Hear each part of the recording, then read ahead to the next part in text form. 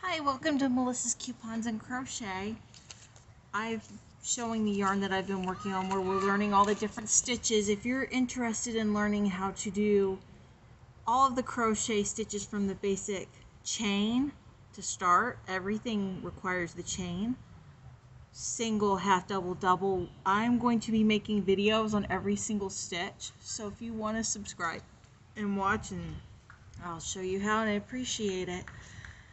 Today I want to talk about yarn weight, and you might be wondering what yarn weight is. First of all, this yarn that I'm going to be talking about is Lion Brand yarn. It's the ice cream yarn in the parfait color. I know I keep talking about it, but just look at all the different colors in this skein. I just love it. Now, make sure you guys can see this. When you look at a label, you might wonder, I mean, obviously this is the name of the yarn, but you'll look down and you might wonder, well, what is all of this on here? This part here talks about how many ounces or grams are in the yarn. This is the important part. If you're working on a pattern, it's how many yards are in the skein of yarn, and you need to know that so that way you can figure out how many skeins of yarn you need to buy. This part over here, you'll see the skein of yarn. It says a 3. This yarn is actually considered a lightweight yarn. It is a 3. A lot of the projects call for an actual 4.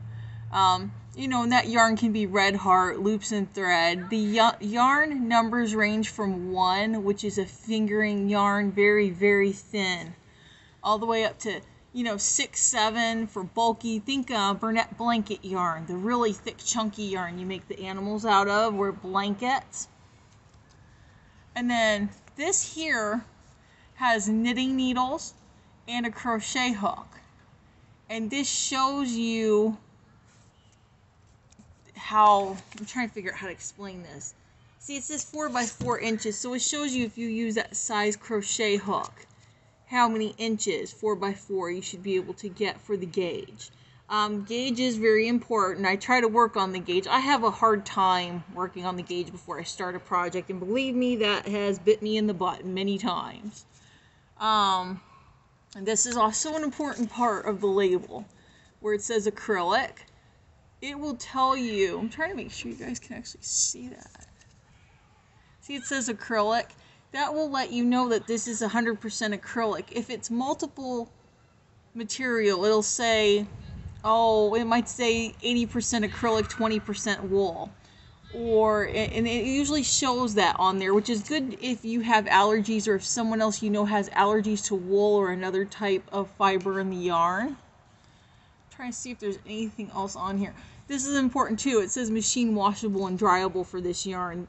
There are certain yarns where it's not a good idea. It really honestly isn't with any yarn project to take it and throw it in on high on the dryer. I guarantee you it's going to shrink. It's not going to end well.